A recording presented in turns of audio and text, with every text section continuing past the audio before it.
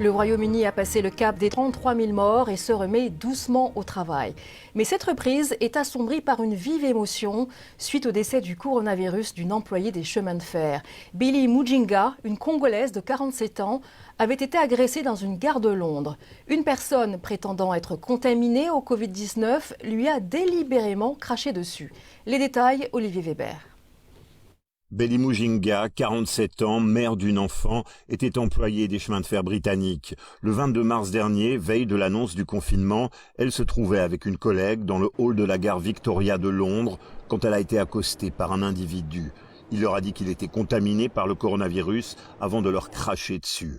Quelques jours plus tard, les deux femmes tombaient malades. Billy Mujinga, qui souffrait d'antécédents respiratoires, est morte à l'hôpital 2 semaines plus tard. Originaire de RDC, cela faisait 20 ans qu'elle vivait au Royaume-Uni. Sa famille est bouleversée.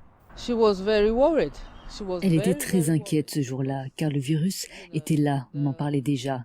Et la société de chemin de fer devrait protéger ses employés. L'agresseur n'a pas encore été retrouvé. La police, qui n'avait pas été contactée au moment de l'agression, a désormais ouvert une enquête et lancé un appel à témoins. Aujourd'hui, au Parlement, le Premier ministre Boris Johnson s'est dit choqué par l'incident.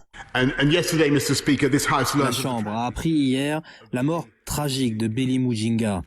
Le fait qu'elle ait été agressée alors qu'elle faisait son travail est absolument révoltant.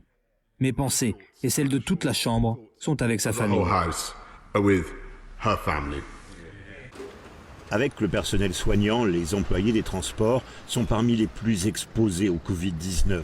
Plus d'une quarantaine d'entre eux sont morts rien qu'à Londres. Nous faisons cela pour que les autres ne vivent pas la même chose.